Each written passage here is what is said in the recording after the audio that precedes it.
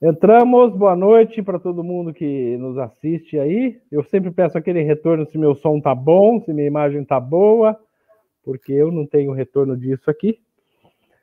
Noite especial, noite de gala aqui no meu humilde canal, 3 de agosto. Vamos conversar com o Abraham Weintraub. Todos nós somos seu fã aqui. Boa noite, Abraham. Obrigado pelo seu prestígio aqui para a gente. Eu que agradeço, César. Obrigado aí pelo convite. É um prazer estar aqui, é uma honra. Muito obrigado. Boa noite a todo mundo que está aí. Tá toda a turma está lá. Ravox, Nia, Tá Felipe, chegando. Aí, a avó. Regina. Todo mundo está aí. Obrigado, viu, Débora? A Débora é parceiraça aqui, seguidora fiel. Fomos para São Paulo junto na manifestação, no domingo, Paulista lotada. Felipe, Regina, obrigado a todo mundo aí. Vamos começar a falar. Eu coloquei num começo de conversa aqui uma coisa que eu tenho puxado muito, quem acompanha aqui no canal, a necessidade que eu vejo, minha opinião, é o que eu estou fazendo, a gente começar a ter um olhar mais carinhoso, vamos dizer assim, para os nossos locais, para nossas cidades e para o nosso estado. Eu falo muito que muito do que aconteceu durante a crise aí, sanitária no estado de São Paulo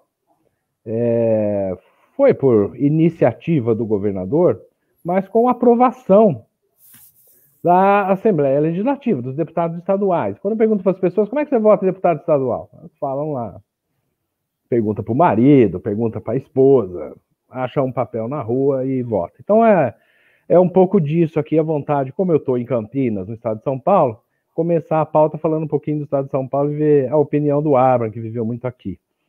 Abraham, a gente vive num estado que tem 46 milhões de habitantes. A primeira população do Brasil, terceira da América do Sul. Eu vou dar uns números aqui para a gente entender do que é olhar para o nosso estado.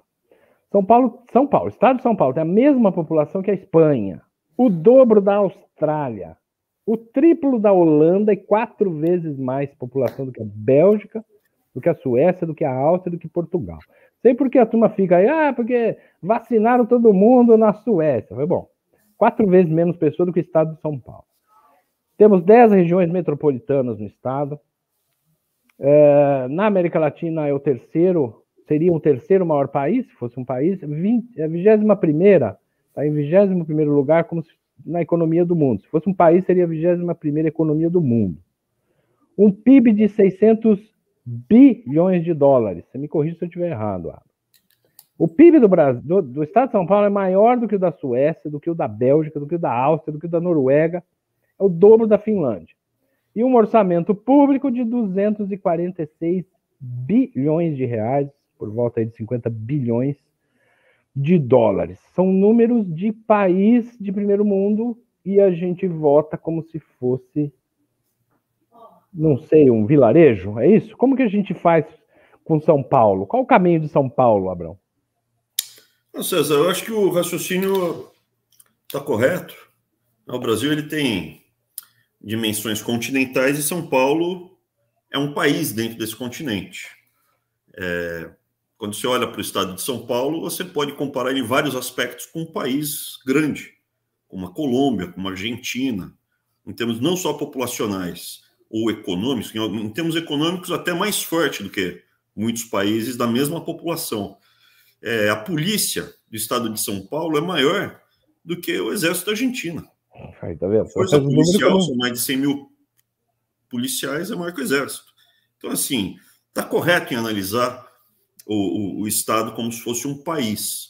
Inclusive, eu acho importante até atomizar ainda mais o raciocínio. O que é atomizar? É diminuir ainda mais o que você tem que fazer para atingir a felicidade. O objetivo aqui nosso, qual é? É tentar ser feliz. Esse é o objetivo. Né? Para que você se envolve nisso? Bom, uma pessoa mal intencionada se envolve para roubar. Mas para que ele rouba? Para ser feliz, roubando. Né? No meu caso, eu não tenho os trejeitos, né? Meu avô, Orlando, falava: quem anda com ladrão ou é para ser roubado ou é para virar ladrão. Como eu não tenho pedigree para virar ladrão, tem que ter pedigree, não dá para querer virar, né? Tem que ter uma certa linhagem. Eu decidi não andar com ladrão. Então, para que eu entrei nessa brincadeira de tentar mudar o país? Para estabilizar as coisas, para você ter perspectivas que permitam para mim, para os meus filhos, para os meus netos, para os meus bisnetos serem felizes. Aonde? No Brasil, no estado de São Paulo, no caso, na cidade de São Paulo, no caso, no bairro onde eu moro, no caso, na minha casa. Por que eu atomizei na minha casa? Veja, eu tenho quase 50 anos, mas eu já tinha pensado nisso lá atrás. Eu passo mais ou menos 8 horas, na média, do meu dia. O dia tem 24 horas. Então, 1/3 do meu dia eu passo, entre a cama e o banheiro. Se você for mais dorminhoco, é 8 horas na cama. Então, a primeira conclusão, você tem que ter uma cama boa. Não pode dormir numa cama ruim. A segunda conclusão, você precisa ter um banheiro minimamente utilizável. Se você tiver um quarto com uma cama, um lugar que não faz barulho, que você consiga repousar, e um banheiro limpo para você usar quando você quiser, você já está muito melhor, você já está, assim, 1/3 do caminho percorrido para ser feliz. É verdade. Depois, se você tiver uma família, sério, às vezes você não dá sorte de ter um pai legal, uma mãe legal, pai morre, mãe morre, ou então pela uma mãe desnaturada, um pai desnaturado, acontece. Mas você pode tomar as decisões. Eu quero ser solteiro, mas ter o meu quarto no banheiro e tentar ser feliz sozinho. Vou comprar um cachorro, né? Fazer companhia. Ou eu vou pegar aqui para esse pé doente, eu vou pegar uma sandália velha. Então, a gente encontrar uma pessoa que você goste, que a pessoa goste de você, e tentar, dentro de uma casa, aí já pega uma sala, uma cozinha, uma casa. Se você tiver um carrinho para no dia de chuva, poder ir a algum lugar sem pegar chuva, no dia que você está passando mal, ir até o médico, até um posto de saúde para ser atendido. Poxa vida, ó, eu diria que você já está com 80... Se dentro da tua casa não tiver nenhum cara chato, ruim, na casa que você mora, só tem gente legal, que você gosta. Evidentemente, eventualmente tem uma discussão, é normal, mas assim, não é o teu inimigo, não é um cara que quer te explorar, que quer te sacanear, que vai te trair. Se na tua casa, você morar numa casa que o grau de higiene te atende, né? Fala assim, pô, eu moro com uma pessoa legal, que o grau de higiene me atende, tá tudo bem, num banheiro legal, numa cama legal, a geladeira tá cheia, tem um carrinho na garagem, se tiver ar-condicionado, tanto melhor. Isso daí já atende, vai 90% do que você precisa para ser feliz. Olha só. Né? Eu não tenho dor de dente, eu tenho dentista, eu tenho uma graninha para comprar os meus remédios, tudo resolvido. No meu bairro, na minha rua, não tem funk, não tem pancadão. Os meus vizinhos fazem um churrasquinho, a gente comemora, mas, pô, à noite não tem nenhum maloqueiro. Você já está, assim, num estágio de felicidade muito alto. No final de semana, eventualmente, você pega o seu carrinho, vai até a praia, passa um dia na praia, volta, ou de repente se aluga para uma temporada uma casa, passa uma temporada lá, volta, faz um churrasco com uns amigos no final de semana. Você vive numa área relativamente pequena, você vive numa área, para você ser feliz, você precisa cuidar de uma área, primeiro, atomizar o seu quarto, a sua sala, a sua casa. E se você, por acaso, fez o erro de se juntar com um traste, antes só do que mal acompanhado. Exatamente. Zera a posição, sai da posição, troca. Não, você não vive duas vezes. Se você acredita em várias reencarnações, eu não acredito em reencarnação. Eu acredito em Deus, mas eu acredito só em uma vida aqui na Terra. Então, pô, zera a pedra, vai para a próxima. Não carrega encosto, né? Chama um exorcista. Então, assim, você precisa primeiro cuidar desse básico. E esse básico ele está ao alcance da mão. O que as autoridades deveriam fazer é dar o máximo de liberdade para a classe média, nós que temos condição de cuidar da gente mesmo, buscar a nossa felicidade. Como? Eu não acho que dá para ser feliz se tiver uma Cracolândia na rua que você mora. E como a gente faz com o craqueiro? Aí sim você chama a autoridade e precisa cuidar desse cara, mas não pode ficar na rua, na frente da tua casa, defecando no muro da tua casa. Não dá para fazer isso. Tem ponto de droga, tem assalto, tem. Então, assim, o que você precisa, o que a comunidade, no sentido não de favela, mas no sentido do coletivo, o que o cidadão da cidade ateniense precisa fazer é aquela vizinhança que ele mora, ou aquela micro-região que ele habita, ele precisa cuidar, é a prioridade dele. Antes de querer consertar o mundo, tem que ver se a praia que você frequenta tem saneamento básico, você nada no cocô do que você soltou, e aí o cocô desce pela areia e você depois vai nadar no cocô. Ou se tem um pancadão no sábado, na rua do lado, aí sábado que você quer dormir um pouco mais, tem um pancadão à noite, você quer descansar, assistir um filme, tem pancadão. Então, assim, a felicidade está numa área de 100 metros quadrados, 100 quilômetros quadrados, 100 quilômetros para um lado, 100 quilômetros para o outro. Por isso que essa visão que você tem da cidade ou da região e do estado é bacana. Pensar no estado de São Paulo como um país, e esse país tem que buscar as condições para prover o máximo de condições para a classe média, para o cidadão tentar ser feliz, está correto. E quem não é classe média? Assim, classe média eu tenho a minha visão. O que é um classe média? É o cara que trabalha para sobreviver e com o trabalho dele ele consegue ter um endereço fixo, consegue ter uma geladeira, consegue ter uma família, um local, um grupo de amigos social, né? Um grupo social, e ele tem a identidade dele, ele sabe quem ele é, o que ele é. Para um contingente, infelizmente, cada vez maior, em função da nova república, desse modelo dos campeões nacionais, você tem um miserável. O miserável ele tem que ser resgatado do ponto de vista fraternal. A gente tem que trazer esses miseráveis para a condição de classe média. Como? Dando ofício para eles. Eles têm que ter uma profissão. Então, eu considero classe média, o mecânico é um classe média. O dono de uma oficina mecânica é um classe média mais alto. O enfermeiro, o médico, o dentista, um vendedor de loja. Microempresário também, o pequenininho. Dono de uma padaria, o padeiro, todo mundo nessa condição. Ele tem o que você é? Né? O que você é? Quando te perguntam o que você é, se você respondeu o que você é um classe média. O que você é? Eu sei lá, eu sou economista, eu sou professor. Né? Então, em tese, classe média. Você não se apresenta pela tua propriedade. Quem você é? Eu sou o dono do Carrefour, eu sou o dono do Itaú. Aí, o cara é rico. Ele está fora disso. Quem você é? Se você perguntar para o cara quem você é, o cara fala assim: eu sou o João. O que você é? Eu sou nada. Eu sou o João e eu não tenho RG e vivo aqui na rua. Ou eu vivo aqui nessa comunidade, mas estou num barraco tal, e agora não tem número no barraco. Ele não é. Depende da Bolsa Família.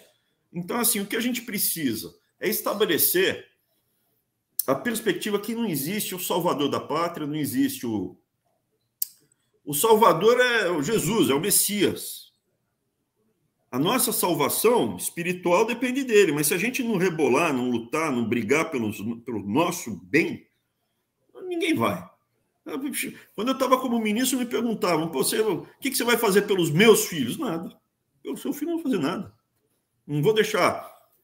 Quando eu morrer, eu não vou deixar nada para eles. Eu vou deixar para os meus filhos. O que eu vou fazer para os meus filhos? Eu limpei a bunda, dei comida na boca, eduquei, escovei os dentes, passava fio dental, ensinei a passar fio dental, limpava a bunda. O seu filho, você que vai fazer. Uma coisa que eu tenho feito aqui, desculpa te interromper, eu comecei a fazer de um tempo para cá, foi um pouco isso aí. Eu estava trabalhando antes da pandemia aí, dando consultoria para micro e pequenas empresas. É aquela consultoria de fluxo de caixa mesmo, que entra e sai de dinheiro. Né?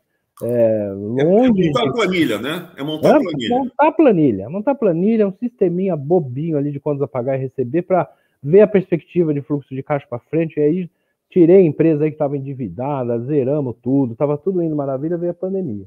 Passado um tempo, aí aquela história. Eu falei, isso vai durar 3 meses. Me chamaram de louco, né?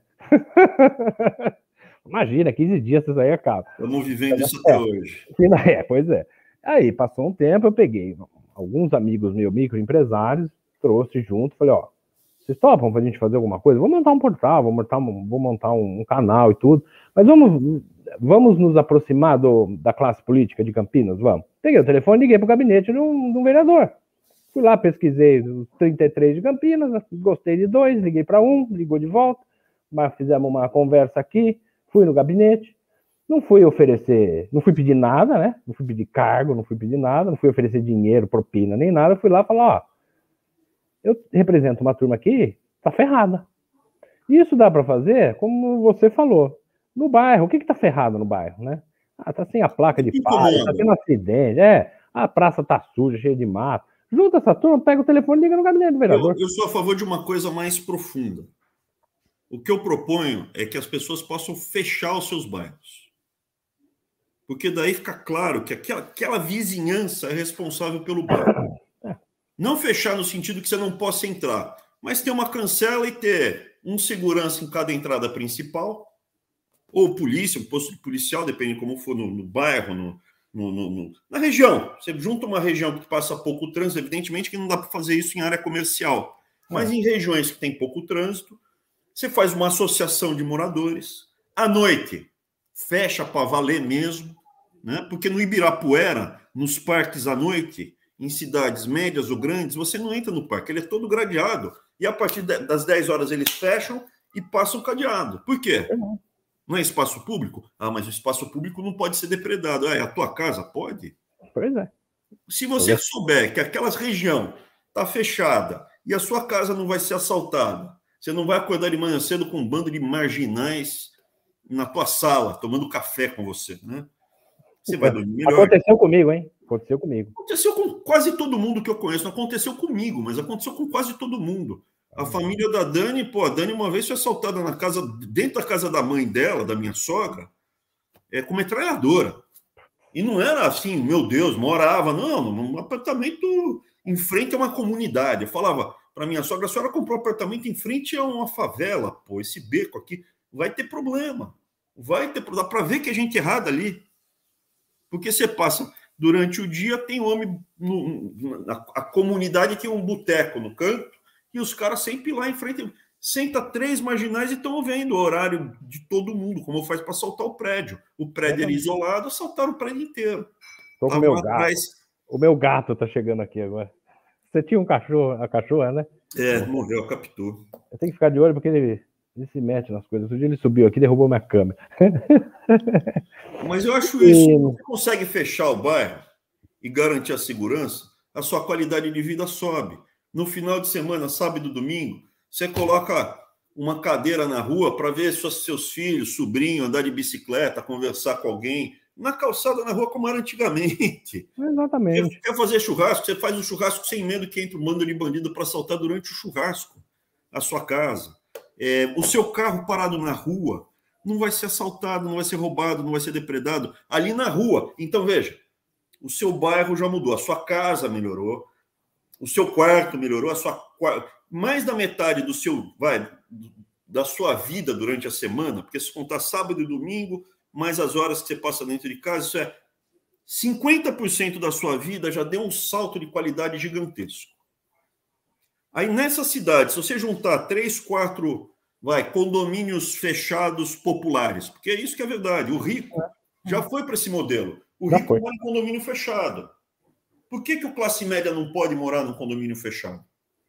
Por que o mecânico não pode morar num bairro que eu te descrevi, onde no final de semana ele pode deixar o filho dele brincar lá fora, tá tudo bem, e tem 2, 3 entradas principais que vigia para não ter assalto, roubo, etc. e tal. Então, assim, você cerca, melhorou, aí você junta esse grupo de bairros e fala assim, quer assumir a escola? A gente vai fornecer tudo e vocês simplesmente, associação de moradores, pais e mães que vão cuidar mais da escola, vão estar mais no dia a dia, vão ver. Porque a escola cívico-militar não é para a região boa, é para a região degradada, principalmente. A prioridade é você botar, em tese, para todo mundo seria muito bom. Mas, em tese, a primeira utilidade seria para onde você tem realmente problema de criminalidade, né? Ali que dá um choque mesmo, a mudança grande. Mas, voltando, se a gente conseguir fazer isso, para os bairros, com a escola, com o posto de saúde público, que vem dos nossos impostos. Mas vocês fiscalizam e põem para agir. Mudou de patamar. Aquela região não tem craqueiro, não vai ter mendigo, não vai ter bandido, não vai ter... Mudou de patamar. E os mendigos? A gente faz aí uma ação pública para cuidar deles. Não pode deixar largado na rua, craqueiro morrendo, gente apodrecendo vivo na rua. Está errado. E a realidade. Isso não é. Então, assim, eu vejo muito isso. Tem cidade pequena do interior que, pô, é colocar uma cancela numa rua, uma cancela na outra, na estrada, virou um condomínio fechado. Já dá um pulo de qualidade na segurança à noite. Quer entrar à noite? Pois não, tem um policial ali na entrada, se identifica, onde é que você está indo, posso ver seu RG e tal, pá, acabou. Então, são ações que eu vejo que como você melhora a qualidade de vida das pessoas? Eu acho que é assim, né? A gente começando da nossa para o nosso bairro, com nossos vizinhos, depois a nossa cidade, né? E é isso, tratando das nossas escolas municipais, do centro de saúde, que tem aqui do lado. Você falando, eu estou mapeando já o quarteirão aqui. E eu falo, coleta de lixo, buraco, entendeu? Porque daí você tem o grupo, a comunidade, pô, vamos, tá seguro, tá seguro. Agora, pô, não vai mais ter cocô na praça? Não vai mais ter cocô porque não tem mais um mendigo defecando na praça. Pô, agora tá limpo, vamos plantar umas flores, vamos fazer um balanço aqui para as crianças, vamos dar uma melhorada aqui, ali e tal. E pronto, e vai melhorando gradualmente. Eu não vejo diferença no material humano do brasileiro para o americano. E nos Estados Unidos tem. Se nós nos metermos a fazer só isso, nós resolvemos o Brasil inteiro, né? Cada um fazendo isso. Eu diria o seguinte, hoje o Brasil, ele tem mais ou menos 25% da população é miserável. É gente que depende do Bolsa Família, ponto. 25% não tem a menor condição. É gente sem condição de conseguir. E aí, ainda junta mais o pessoal que está viciado, porque hoje é uma epidemia de crack, de drogas. Mas você ainda tem no Brasil um contingente grande de classe média baixa, classe média alta. Se nós conseguirmos dar as condições para esses 60, 70, 65% da população, 70% da população, para pegar o destino dela nas mãos e tentar melhorar, vai sobrar menos coisa para quem está no topo se preocupar. Se você cerca os bairros e à noite não tem assalto, a polícia fica menos sobrecarregada e pode ir pegar as áreas quentes da criminalidade. Fica mais... Eu lembro de uma proposta que eu ouvi pela primeira vez do Paulo Guedes, e eu ouvi você falando disso outro dia, de descentralizar o dinheiro federal para estados e municípios e as cidades resolvem o que fazer. Às vezes a cidade pequenininha, por sorte, deu lá 2 mandatos bacanas, está com as escolas arrumadinhas e estão com o centro de saúde caindo aos pedaços. E o dinheiro já chega lá com a rubrica, né? Esse tem que ir para a saúde, esse tem que ir para a escola. Ele não pode tirar o dinheiro da escola e pôr na saúde. Isso era uma proposta do governo, é uma ideia para se levar adiante? Vamos lá, falar do mundo ideal. O que eu vi em Brasília foi o seguinte, cada vez que tem uma transação, o dinheiro chegou até o governo federal. Daí, para passar do governo federal para um órgão que vai fazer essas obras pelo país. Se tiver um burocrata, um político para autorizar, ele tem grande chance de ele cobrar um pedágio. De 5% a 25% é o que se cobra. Daí soltou o dinheiro e vai para uma secretaria estadual. Mais 5% a 25%. Saiu da secretaria estadual para o municipal. Mais 5% a 25%. E depois finalmente chega na escola, no posto, aonde for, no destino final. Então, quando a gente solta o dinheiro, cada etapa tem grande chance de ter uma beliscada no caminho. Para mim, a melhor coisa seria assim, o mundo ideal. Cada brasileiro tem direito a R$1.000 num cheque para gastar com educação de volta em escolas públicas. As escolas são públicas, você só pode gastar na escola pública esse dinheiro. E você vai dizer o que você vai fazer com isso. O professor vai ganhar mais, aposto que vai ganhar mais, vai ter ar-condicionado nas escolas, a carteira vai estar inteira, vai estar tudo melhor. Eu tenho certeza disso, porque vai sobrar. Veja, o que a gente conseguiu fazer naquele ano e pouco que eu passei lá no MEC, eu peguei em abril e saí em junho do ano seguinte. Mas aquele primeiro ano sobrou dinheiro no final. Quantidade de. E teve o contingenciamento, né? Teve entre aspas, desperdício. Contingenciamos e descontingenciamos tudo antes do prazo. E ao final ainda sobrou dinheiro, porque a gente tinha cortado loucuras, né? Não posso falar outra coisa, mas tínhamos cortado loucura. E aí sobrou, por exemplo, a gente sobrou para muita coisa, mas, por exemplo, a gente mandou 250 milhões para as universidades federais, a mais, para concluir obras.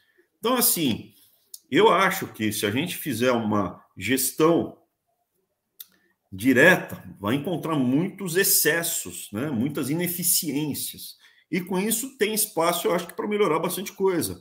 Reequipar a polícia, aumentar quem tiver que aumentar, que tem salário defasado, enfim. Mas o principal, o foco, eu acho que é isso mesmo que você falou. Você tem que... Onde eu moro? Eu moro na cidade de São Paulo, e para onde eu vou? Eu vou para o litoral, eu vou para o interior, né? Pô, para onde eu vou? Geralmente é isso. Eu sou vivo no Brasil, no estado de São Paulo, atravesso, vou para Goiás, vou para... Geralmente é litoral de São Paulo que eu vou. Então, assim, eu acho que se você melhorar esse ambiente que a gente vive, a vida melhora. Eu puxo esse assunto também, eu falei de São Paulo, falei de Campinas, que é onde eu tô. Eu defendo a mesma coisa para todo mundo no Brasil inteiro. Olhar para os seus locais com a vocação dos seus locais, com a história dos seus locais, com a cultura.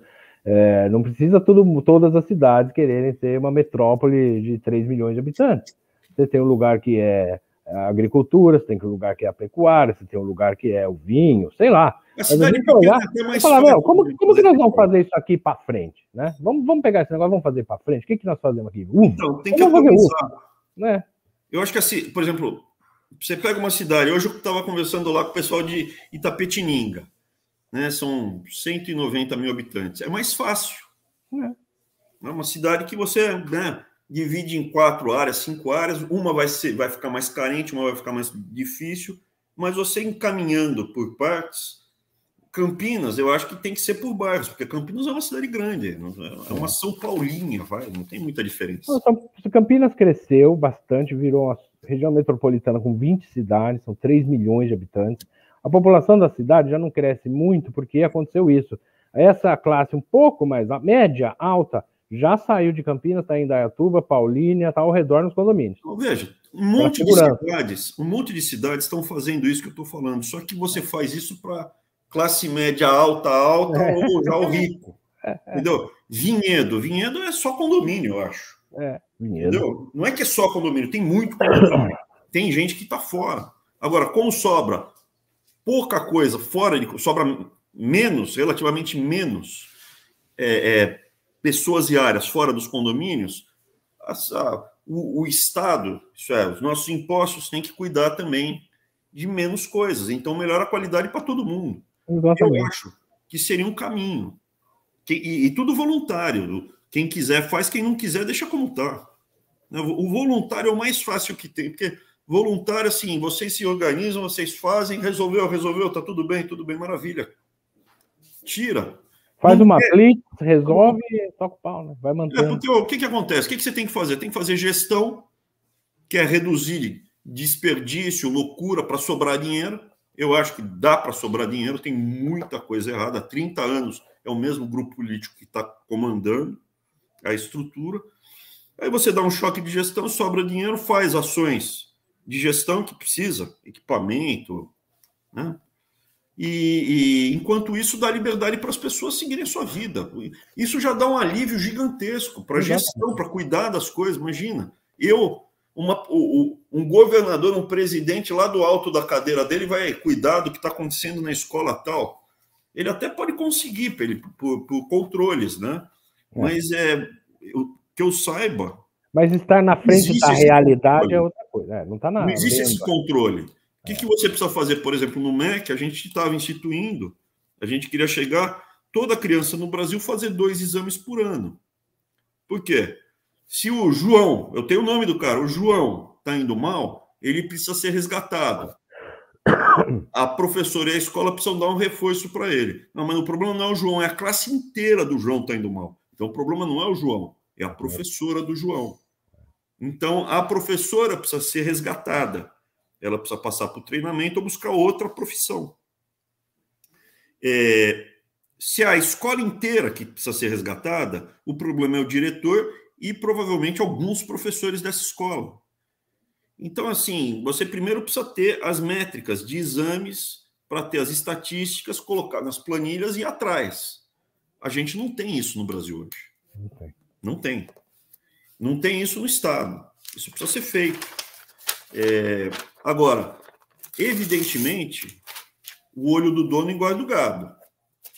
Os pais estando presentes nas escolas, exigindo, cuidando, assumindo a responsabilidade. Chega lá e fala, não precisa nem meter muito bedelho, não. A gente cuida de tudo. Legalmente, a gente é responsável pela escola, você só faz o repasse financeiro.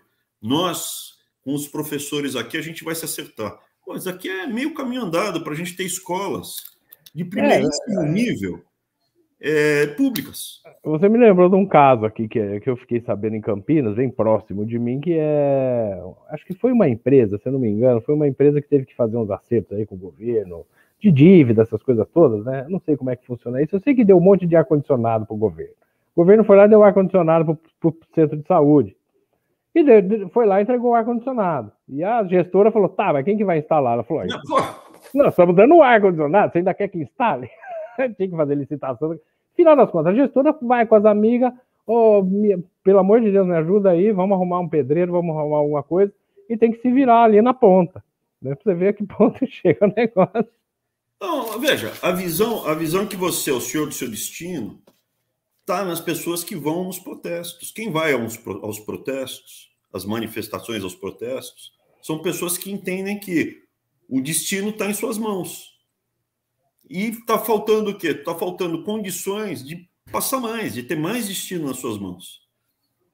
A gente vive... Veja, eu, por um acaso, eu circulei bastante o Brasil, conheço. Tanto é que o ataque à minha família aconteceu em Santarém. Mas eu já fui muitas vezes para a Amazônia, mas eu sou um dos poucos paulistas que conhece a Amazônia. A maioria dos paulistas nunca pisou e nem vai pisar na Amazônia. Eu conheço o Nordeste, mas, a maioria dos paulistas foi uma ou duas vezes. Eu duvido que as pessoas conheçam de fato o Nordeste. Eu já fui de ônibus para Fortaleza, né? Então, vai pelo meio, quando eu era moleque. E aí, lá pelas tantas, o ônibus parou. Eu falei, por que tá parado? Aquela miséria, era uma miséria. Era uma miséria. Eu fui de moleque, uma miséria, coisa assim maluca de tanta miséria. O pessoal torto. Tudo seco, esturricado. Aí o ônibus parou no meio do Nordeste, do nada. O que aconteceu? Aqui a gente tem que fazer comboio. Comboio? Porque senão vem assalto. Se vai o ônibus sozinho durante o dia. Tem um rapaz que tá no meu grupo do Telegram lá.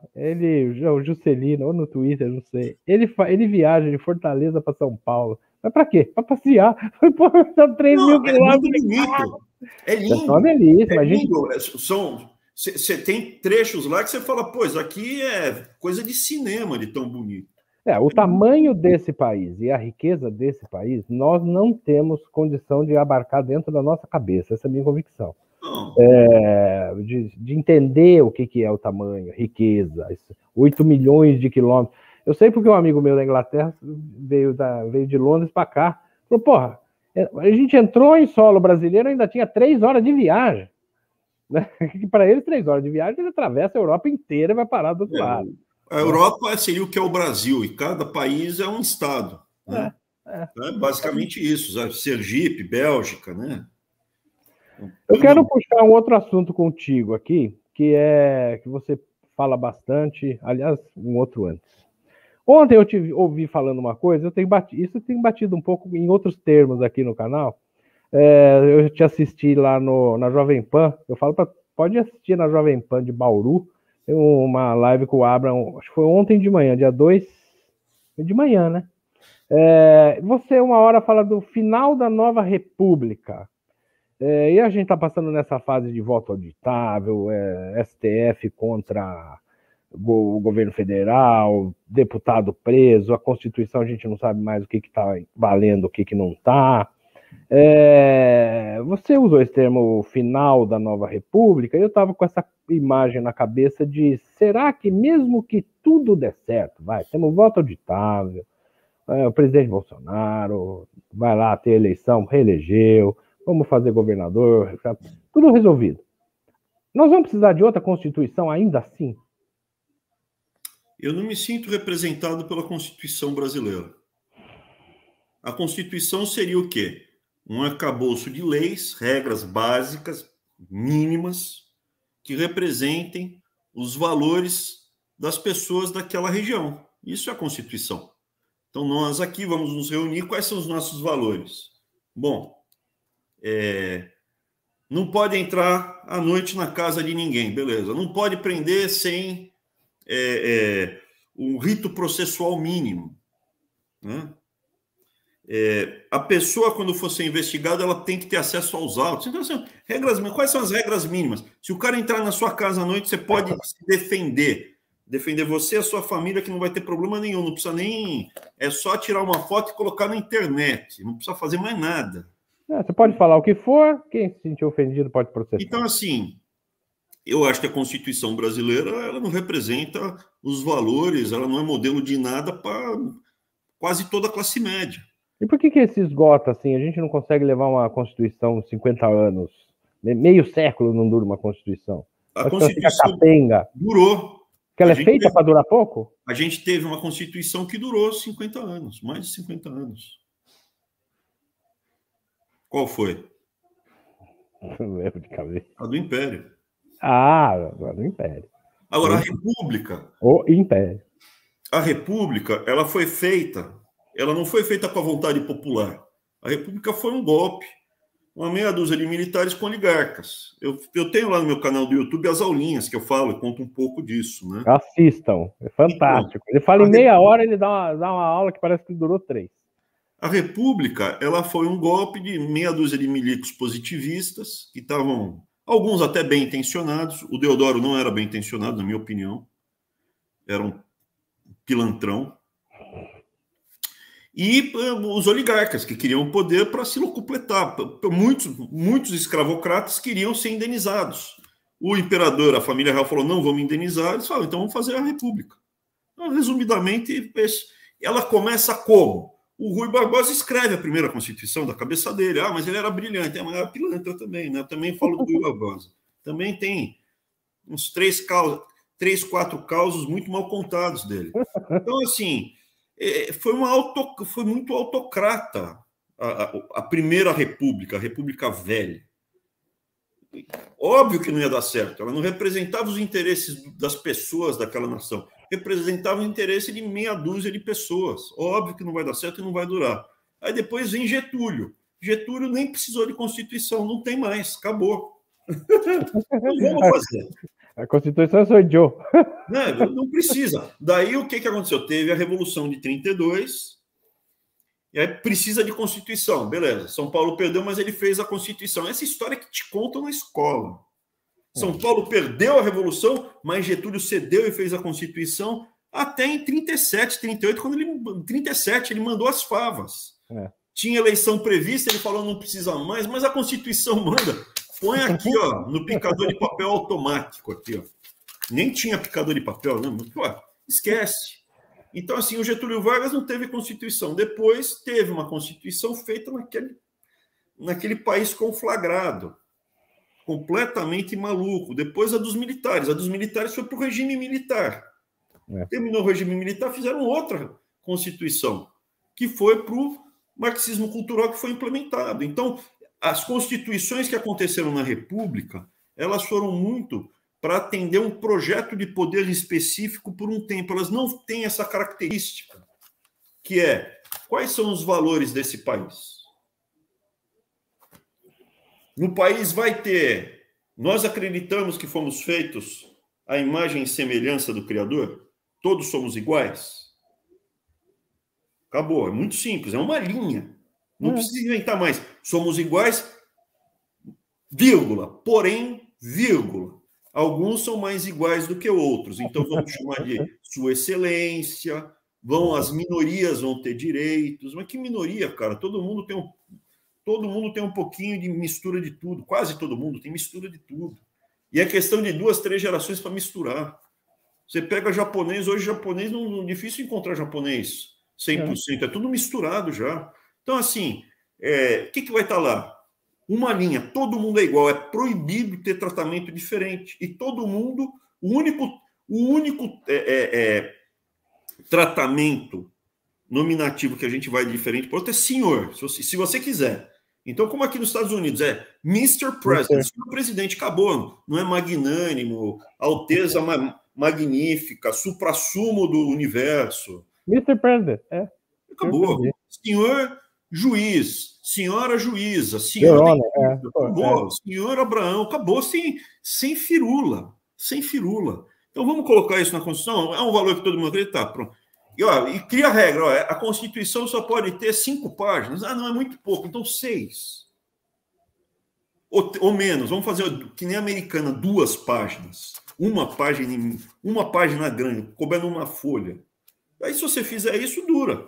Quais são os valores? Liberdade religiosa para todo mundo? Pode ser? Pode constar aqui? Liberdade religiosa? Todo mundo topa? Beleza, põe. Pode ser? Mas e as religiões que prevêem sacrifício humano? Podemos ter a religião asteca, que pegava e arrancava o coração? Matar criança da pirâmide? Não pode. Então, assim, vamos colocar nossos valores. Pode roubar? Não pode roubar. Então, vamos pegar aqui. Se você pegar os 10 mandamentos, estão valendo até hoje. Exatamente. É o que eu falo. A gente fala do Estado laico, mas a maioria das nossas leis, nesse aspecto, são feitas a partir de tradição judaico-cristã. Porque eu falo, qual que é o problema de você roubar de alguém? A pessoa deixou um negócio ali, não está vendo, você pega e leva embora. Qual que é o problema disso? O problema disso vem da tradição judaico-cristã. Deus falou que não é para fazer, porra. E foi aprimorada pela filosofia greco-romana. Então você tem os valores judaico-cristãos, mas foram adaptados a toda a filosofia, a experiência, a cultura greco-romana. Então tá lá, não pode roubar. Mas se você estiver morrendo de fome, é um atenuante. Eu roubei meio pedaço de pão que eu estava morrendo de fome. É um atenuante. Então, assim, você tem a soma de toda essa evolução do mundo ocidental está aqui presente no ápice da humanidade, que é o mundo ocidental. Tem 1000 defeitos. Ah, mas as mulheres são oprimidas no mundo ocidental. Ok, mas me diz outro local do mundo e outra época da humanidade que você, se nascesse mulher, eu tenho 2 filhas, seria melhor tratada do que hoje no mundo ocidental. Exatamente. Vamos continuar melhorando? Vamos. Como? Com evolução e não revolução. Isso é conservador. Você aprimora todas as suas experiências, valores, pega as boas, aprimora e vai descartando as ruins e vai evoluindo. Então, assim, isso é o conservador. Eu estou conservando o futuro para as próximas gerações porque eu recebi isso do passado, que não está perfeito, mas eu quero aprimorar. Esse é o conservador. Eu não sei se você chegou a ver a minha marca aí do Porfírio, que é o meu portal. Porfírio é meu avô, de Campinas. E eu trouxe o Porfírio com PH, que era o nome dele, chapeuzinho, gravatinha, borboleta, por isso. Era um católico brasileiro, alfaiate aqui em Campinas e tudo. Hoje a gente usa PH? Não. Hoje a gente usa cartola e gravatinha? Não. Mas era o que precisava. Isso evolui, isso é moda. Evolui, muda. Valor não. Valor é o mesmo que ele passou, veio para minha mãe, veio para mim, e tem mais meus primos, primo de 2º grau, primo de 3º grau. É uma boa análise. A gente coloca a moda. Mudou letra, mudou moda, mudou tudo. A gente coloca o que é moda na Constituição. Em vez de colocar a essência, o cerne, a gente coloca o que é moda. E a Constituição, o que acontece? Ela é feita numa estratégia de poder. A Constituição de 88 ela foi feita dentro de uma estratégia de poder da esquerda para implementar o marxismo cultural num projeto de concentração de poder econômico, cultural, social. E eles fizeram, teve muito sucesso. O que você tem hoje? Os campeões nacionais. Fala mais deles. Eu já ouvi você falar bastante, queria que você falasse para mim um pouco mais. os campeões nacionais, os oligopólios aqui, porque era uma coisa que eu tinha uma percepção em alguns nichos, depois eu não enxergava todos os nichos em que isso já estava implantado. Onde você quiser tem. Hoje em dia, o seu avô teria uma dificuldade enorme de viver, de montar a alfaiataria dele. Na alfaiataria dele, ele devia vender uma gravata, ter uma meia para vender, porque assim, é o princípio, né? Sustentou 8 filhos. Você entra no seu estabelecimento comercial, o cara compra uma coisa, o bom vendedor vai falar, o que mais o senhor está precisando? É óbvio que vai tentar vender mais. O bom vendedor não vai vender uma coisa que seja ruim para o comprador, porque daí o cara não volta depois. Exatamente. Mas se perguntar, você quer uma meia, uma gravata, o que mais? Um cinto, o que eu posso lhe atender? Não tenho, eu quero um cinto, mas não tenho um cinto preto hoje. Mas se voltar semana que vem, eu tenho um cinto para te mostrar. E aí você sai correndo para achar um cinto. É assim que faz. Então, assim, hoje em dia ele teria uma dificuldade gigantesca de fazer isso, pela burocracia que foi criada para, nesse modelo de controle centralizado do país, você ter a concentração de poder em grandes conglomerados, que estão na mão de poucas famílias. O que aconteceu ao longo do tempo foi as inúmeras empresas foram sendo compradas, adquiridas com empréstimo do BNDES, com isenção tributária, com tetinha, com tudo que você puder imaginar de errado, foi sendo concentrado e foi virando uma só. Então, hoje em dia, você fala de frigorífico. Tem um frigorífico que é JBS e vai ter a Marfrig ali, que é grande também, mas são dois. Sendo que JBS é muito mais... Mas eu vi você falando dos bancos outro dia, me puxou pela memória a quantidade de banco que tinha quando eu era moleque. Era banco Bamerindos, Banco Nacional, Banco não sei o quê, Banco Econômico, Banco isso, Banco aquilo. Aí você vai, um compra o outro, os bancos estaduais. Banco Excel, hoje tem... Né? Cara, eu vou falar um negócio pra você, parece Bandeirantes. Parece que a gente não viu isso acontecer, cara. Sinceramente. Onde que eu tava que eu não vi isso? Você vai gradualmente implementando isso, que é o símbolo do socialismo fabiano, né, que é uma vertente perigosíssima, que é ligada ao Fernando Henrique. O Fernando Henrique é um socialista fabiano. É a tartaruga. Devagarzinho. Você olha para a tartaruga, ela está parada. Daí passa 2 horas, ela está lá. Como é que ela... Né? Não vê, não percebe. E eles estão no poder há muito tempo e vai. Não, uma Rede Globo. O que a gente fazia? Chegava em casa e ligava na Rede Globo para ver o que aconteceu, tá certo? Liga na Rede Globo e vê o que aconteceu. Porque deu na Rede Globo, tá certo. Hoje você tem que ir no Twitter ver o que está acontecendo. Ainda bem, porque teve uma revolução tecnológica e escapou do controle desses grandes conglomerados. Por isso que eles estão desesperados para pegar de novo e colocar debaixo da asa deles. Essa pandemia sem rede social, nós estaríamos na rua pedindo o impeachment do Bolsonaro. Porque a gente estaria vendo a Rede Globo, certo? Um genocida, negacionista, não sei o quê. Vamos para a rua pedir a cabeça desse cara. Será que já não fizemos isso no passado também? Com certeza, a família Marinho estava habituada a isso.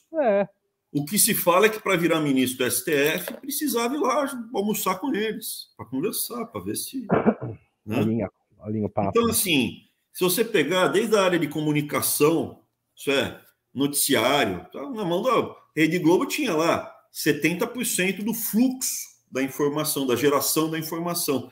Depois juntava Estadão, Veja e Folha, você chegava em 90% fácil. Hoje em dia, Estadão e Veja sumiram do mapa, não vale nada. E a Globo está indo pelo mesmo caminho. A Folha, a família Frias, eles têm uma história de sucesso, eles são diferenciados. Eles montaram um monte de investimentos em outras áreas que deu certo e usam a Folha mais como um instrumento para atingir os objetivos dele nas outras frentes. Inclusive, são eles que estavam no MEC lá, te enchendo o saco. Assim, você tem... Assim, o MEC, como é um orçamento muito grande, mexe numa área que é estratégica nesse jogo de poder. E, além de tudo, está em processo de consolidação em campeão nacional. Eles querem criar o grande campeão nacional, a grande empresa na área do ensino. Enfrentei tudo. Enfrentei cara querendo fazer bobagem com corrupção, ideologia, e esses, como, né, os barões, como os americanos chamam, né, Baron Robber, né? Os barões ladrões, né? Esses grandes monopolistas que estão acostumados a gritar, mandar e acabou. Então, assim, o que acaba acontecendo é que a economia do Brasil como um todo, graças, não só à economia, a cultura também, você tem 3 pessoas que mandam na cultura do Brasil, mandam e assim, acham não, eles são os donos da cultura do Brasil, em termos de produção cultural. Não preciso falar, basta ver a concentração de dinheiro que teve da Lei Rouanet, que tinha que passar na mão de uma grande empresária, ex-esposa de um músico que gosta muito de Estado, né? Meu leãozinho. Então, assim, tudo de banco, e agora você tem 2 frentes que estão passando pelo processo. Uma é educação, ensino, e a outra é na saúde, também está passando por uma concentração. Mas farmácia, por exemplo, já teve a concentração. Então, exatamente isso. A farmacia de bairro ainda tem 2 aqui, mas já, as grandonas estão chegando, vão comer o negócio inteiro. Vocês chegaram lá, digo vocês, do governo, no momento em que a educação era a bola da vez, é isso? Não, o que aconteceu? A gente chegou lá e quando eu entrei no MEC, eu vi que eles estavam na mesma estratégia. Eu que identifiquei. E eu identifiquei porque, no meu passado, minha vivência, mais de 20 anos no mercado financeiro, eu conheço as histórias todas dessa concentração econômica. Aí eu falei, pô, esse cara que fez a mesma coisa na cerveja, com a fusão da Brahma com a Antártica, ele está querendo fazer agora aqui na educação, com a vantagem que daí ele desmonta as universidades federais depois, vira tudo universidade, digamos assim, do campeão nacional privado, e o governo federal, isso é nós, vamos ter que pagar imposto para o cara estudar na universidade dele com bolsa que a gente vai dar.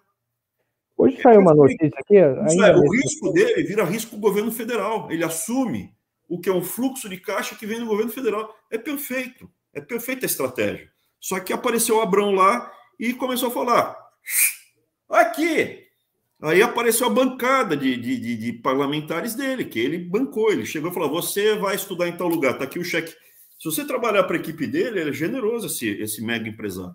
Ele paga bem. Está aqui, ó. Você quer estudar onde? Mandou um monte de gente estudar em Universidade de Batuta, estudar política. Não vi ele mandar estudar medicina. Engenharia. Vai estudar política, ciência política. Voltaram, agora você vai fazer a campanha. Mais um cheque aqui, ó. Campanha para você aqui, ó. E não é em um partido só, espalhado em vários partidos, né?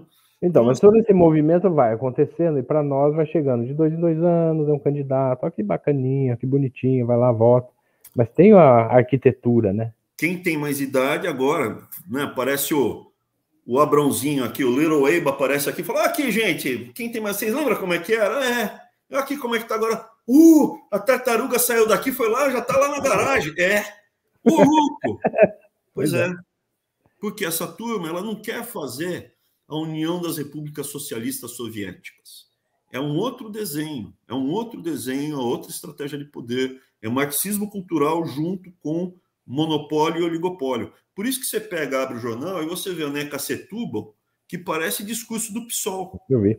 Mas não é porque parece, as famílias todas lá as 5, né? São 3 famílias principais que controlam, né? Você tem a Milu Vilela, que era presidente do MAN. São 3 famílias que controlam: Vilela, o Salles, o Setúbal. São os principais. O Salles é o do cineasta, que fazia os filmes lá pro Lula. A Neca Setúbal fez esse discurso do PSOL. A Milu Vilela era presidente por 25 anos do MAN, 23 anos do MAN, que é o Museu do Peladão. O Museu do Peladão. Né? Vamos soltar agora um homem pelado, barbudo, grandão, um monte de criancinha para brincar com ele. Que coisa bonita, que arte. E vivendo com 13% de juros Selic e cobrando... Não, eles não ganham dinheiro com o juro. Eles ganham dinheiro com o monopólio, com o oligopólio. A ausência de concorrência permite o desaforo que eles fazem com a gente. Hoje saiu um discurso só para aí... concluir. Fala. Isso que eles fazem, desse marxismo cultural, é com isenção tributária. É com o dinheiro dos impostos que eles tinham que pagar, que eles fazem rebate para gastar com isso. Então, É tudo assim, é tudo enrolado. Aquele Criança Viada, lembra do Criança Viada? É. Que é do Queer Museum, que teve uma exposição que tinha um monte de coisa obscena lá para criança. Pois é, Santander. Que são os 3 bancos, é Bradesco, Santander e Itaú. O Bradesco, Trabuco, era muito próximo do PT. Tanto é que ele não virou ministro porque não quis. A Dilma convidou. E aí ele falou, eu não quero, mas eu vou indicar o Joaquim Levy, que trabalha comigo, que está aqui trabalha comigo, e ele vai ser o ministro. Então, assim, a proximidade dos banqueiros, dos bilionários é muito grande, com o marxismo cultural. Quem está aqui assistiu meu webinário na semana passada, eu falei disso, do poder econômico, do poder político, como eles se misturam, o poder cultural, como ajuda tudo a funcionar. Quando eu comecei a me inteirar, a estudar, eu queria entender o que essa gente está fazendo. Aí você vai estudar, essa é a história, né? É o poder econômico. É o poder econômico querendo mais, poder político, político querendo mais dinheiro. E a Constituição brasileira, ela foi desenhada pela turma de esquerda para atingir um certo grau de concentração de poder econômico e político na mão deles. Tem mais. Já chegou nesse patamar. Hoje é uma restrição. Por isso que eles atropelam a Constituição. Hoje, para o grau de controle que eles querem ter, a Constituição, que era uma maravilha para eles, hoje é um obstáculo, porque eles cresceram tanto, ficaram tão poderosos, tão grandes, que hoje é um obstáculo. Mas se der, então, tudo errado, eu falei do cenário se der tudo certo, para nós, né, para o nosso pensamento, se der tudo errado, eles vão ter que fazer outra Constituição também, né? Também. Porque na verdade, o que você já tem a livre interpretação da Constituição, né? Se constitucionaliza. São salvos ornamentais do STF. Tudo ali. Salvos ornamentais. Então, assim, já na prática já está tendo um novo formato jurídico, né? Então, mas esse novo formato jurídico tem uma insegurança. Eu falo aqui, por exemplo, o que eu estou fazendo aqui é protegido pela Constituição. Mas eu posso ser preso por segurança nacional. Não é. Segurança jurídica, quando você fala em segurança jurídica, você está pensando no bem-estar de todos os cidadãos. Individualmente, evidentemente, um país que não tem segurança jurídica não vai ter o mesmo nível de investimento, de crescimento, de riqueza econômica, de felicidade, é evidente. A renda per capita hoje do Brasil, isso é quanto um brasileiro consegue produzir por ano, é metade da de um chileno. A gente já vive isso, essa insegurança jurídica já está refletida no preço dos ativos brasileiros, na nossa taxa de câmbio, no valor dos nossos imóveis. Um imóvel bem localizado numa cidade boa no Brasil é uma pichincha perto do imóvel bem localizado numa cidade boa num país com segurança jurídica. Veja, tudo isso que a gente descreveu já está refletido nos preços. Essa insegurança jurídica que você falou já existe. Um local, se você vai para um país que não tem... O Uruguai, por exemplo, os imóveis são mais caros do que nas cidades do Brasil. Por quê? Porque tem segurança. Não tem craqueiro fazendo cocô na porta da sua casa. Você vai sair à noite, você não vai ser estuprado no caminho. A gente vive você não vai ter a sua propriedade tomada. Ou você não vai ser preso porque um juiz da Suprema Corte decidiu prender.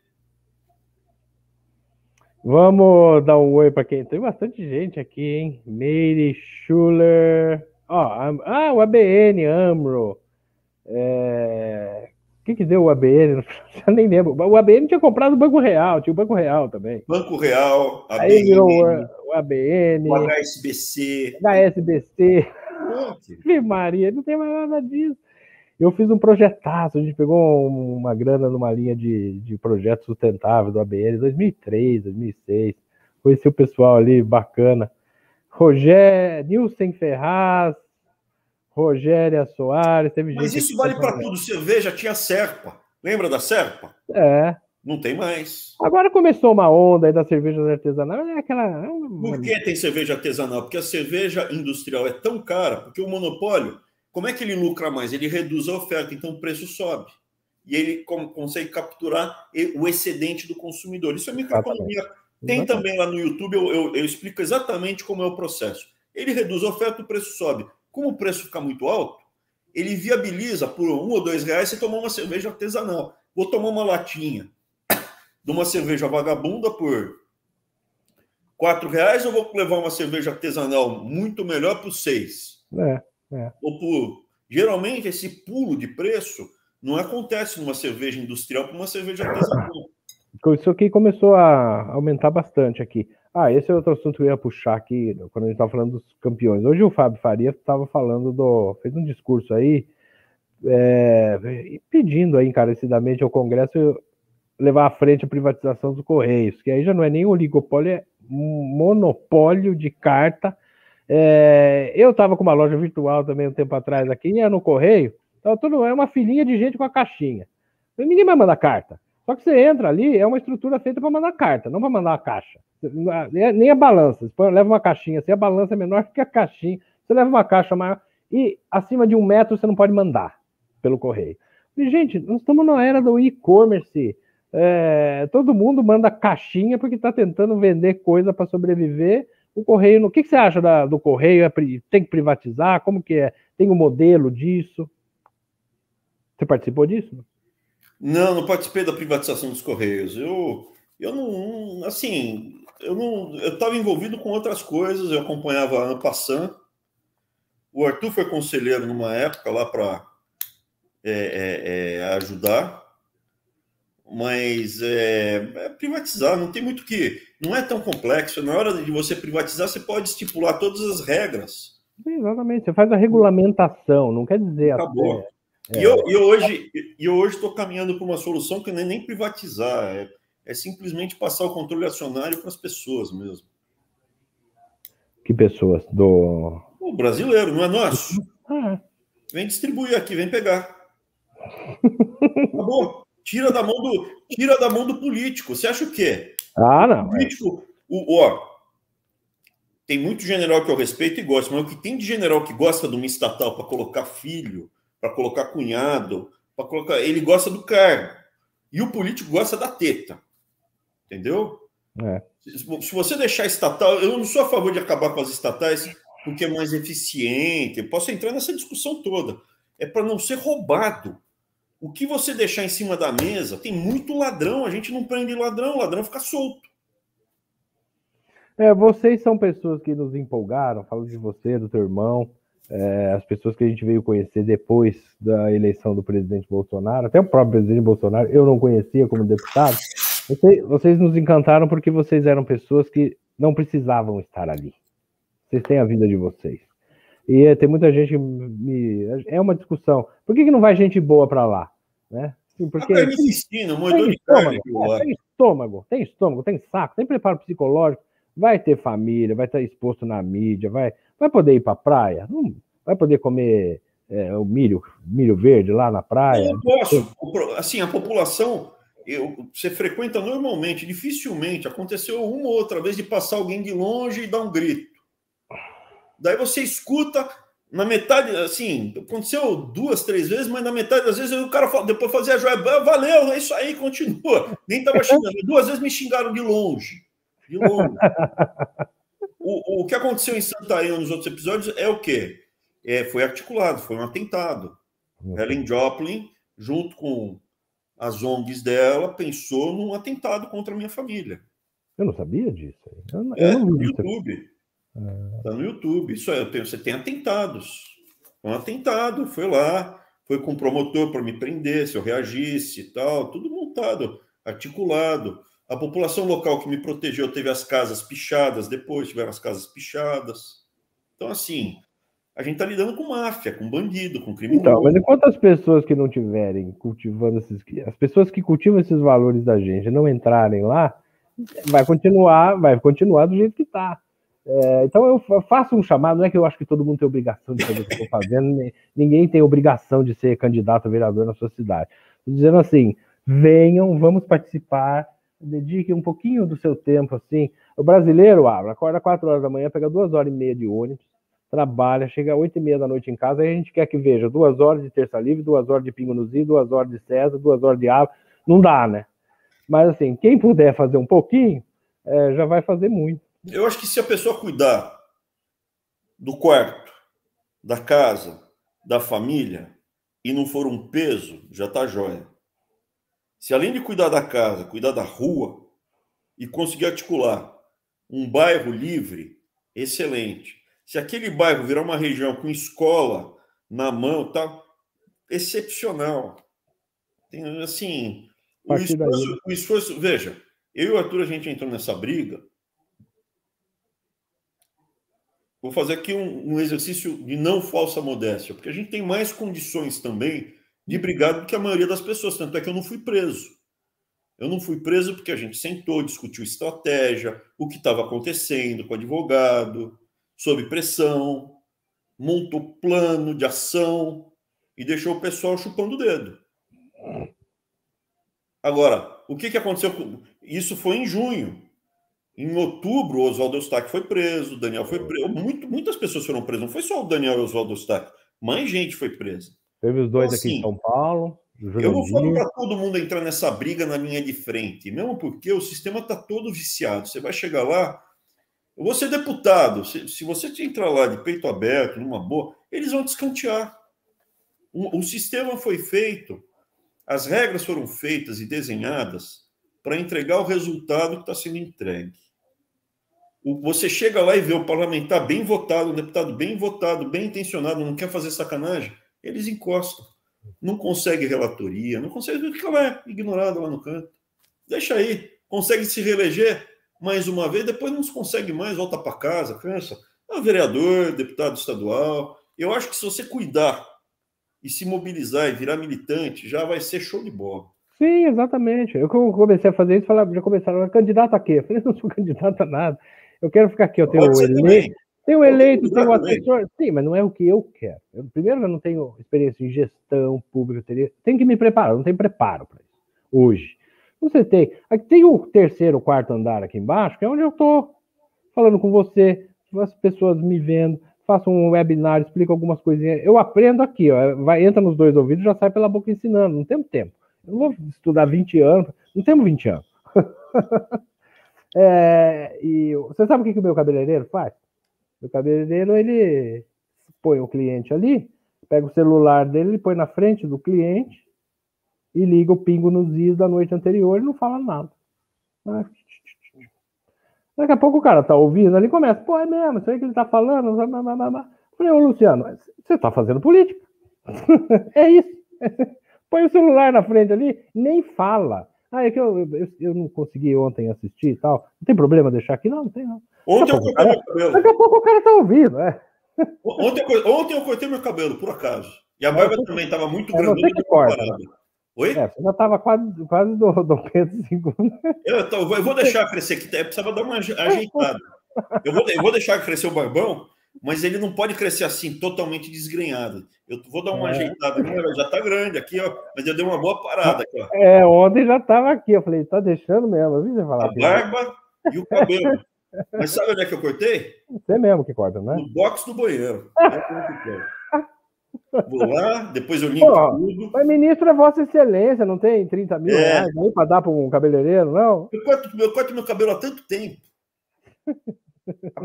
As primeiras vezes ficaram horríveis. Já estava casada, a Dani reclamava, mas depois. E hoje em dia, pô, quando eu falo que eu corto o cabelo, eu falo, como você consegue? Porque, quer dizer que tá bom. Pois é. Eu vou te convidar para conhecer o Luciano lá. Um dia você vai lá cortar cabelo com ele, você assiste o Pingo nos Is também. Que mais, Abraham? Mais um recado para a turma aí, te deixar em paz aí?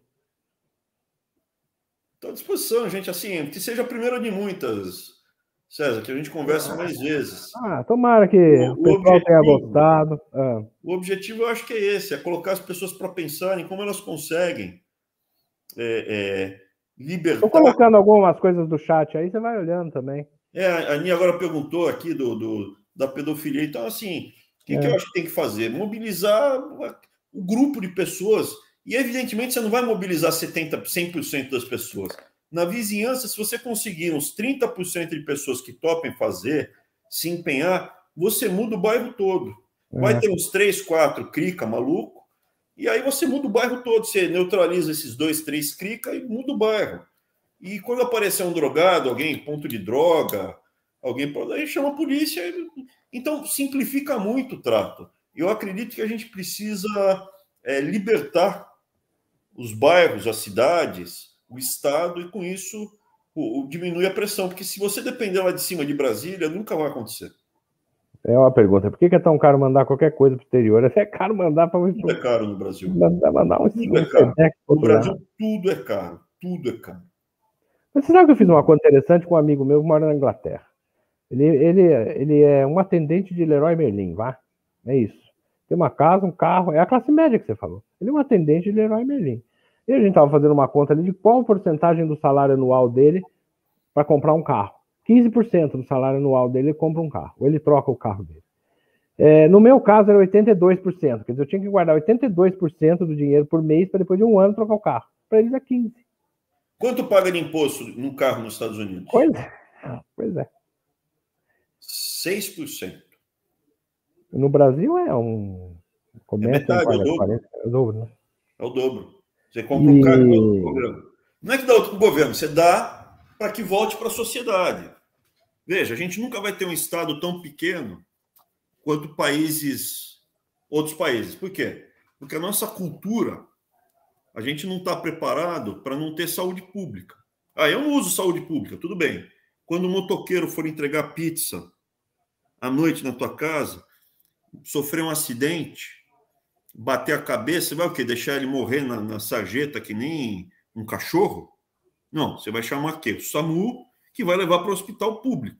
Então, se nós temos esses valores e não deixar o semelhante morrer na calçada, precisa ter um sistema público de saúde, maravilha. Então, vamos reconhecer o que nós somos. A gente vai querer ter um sistema de saúde público. Então, vai ter que pagar mais imposto do que num país onde as pessoas não querem o sistema. Exatamente. Mas aí que se entregue de volta, né? Porque eu falo... O problema é o beliscão. Aonde passa, tiver político, tem um beliscão de 5% a 25%. Sim. Eu fiz um outro material aqui, de R$200 a gasolina, você paga 40 de imposto. Quanto é o imposto da gasolina aqui nos Estados Unidos? Chuta. Faço ideia. 0. Federal, 0. estadual, tudo? 0? 0. Enche o tanque com dólares, né? O que tem na carteira enche o tanque. 0 de imposto, 0. $40 para encher o tanque. Então, aqui com 200 pau, eu cheguei a pôr 250 pau de gasolina. Mas com 200 pau dá 80 de imposto. Eu falei pro cara do posto, eu queria que você fizesse assim, ó, você me desse passa 120 no cartão da gasolina que eu tô levando e dá um boleto de 80 para eu ter o dissabor de ir até o banco e mandar R$80 pro governo. Por quê? Aí depois sai na televisão assim, o SUS vai passar a dar de graça tal coisa. Olha que lindo. Então, assim, veja. Não, tá pago. Não é que vai dar de graça. Eu acho o seguinte, eu acho que a gente tem que se conhecer, saber o que nós somos, nossos defeitos e qualidades. A gente não vai ter a mesma riqueza e produtividade que um alemão. Não vai ter. Mas a gente vai ser mais feliz com metade da renda dele. O alemão que faz $40 mil por ano, ele é mais infeliz do que um brasileiro que faz $20 mil por ano. Exatamente. Tá? Porque é outra cultura. O japonês que faz $50 mil por ano, ele é mais infeliz. Se o brasileiro com $25 mil por ano, ele é mais feliz do que um japonês com essa grana. Se a gente baixar a criminalidade e permitir que a nossa renda per capita vá para o patamar chileno, que é $25 mil por ano, é um outro mundo, é um outro país. É possível fazer isso? É possível, eu acredito nisso. E a gente começa como? No seu quarto, no seu banheiro, na sua sala, na sua casa, na sua família. E quando sobrar espaço, se você tiver condição, vem ajudar a tentar mudar o país. César, essa é a mensagem aí. Aí, ó o que a turma fica pedindo aqui na minha orelha o tempo todo. Gente. Abrão, obrigado. Cara, por mim, eu fico até 7 horas da manhã batendo papo. Não, mas eu tenho que cuidar da vida aqui. Eu tenho que fazer coisa aqui ainda. Não acabou. Obrigado demais, cara. Você abre a cabeça da gente mesmo. E te espero mais vezes aqui, tá bom? Pessoal que acompanhou, obrigado. Aproveita e se inscrever no canal aí. Vai acompanhando a gente. Quinta-feira tem uma live com o professor Fábio Blanco, que é outro crânio, fala de tudo. Semana que vem uma live com o Major Jaime, vereador de Campinas, e o Roberto Mota, do Rio de Janeiro, para falar de segurança pública. São Paulo e Rio, estados vizinhos e realidades completamente diferentes. Ali é difícil. Obrigado, Abraham. Eu que agradeço. Grande abraço. Boa noite a todos aí. Tchau.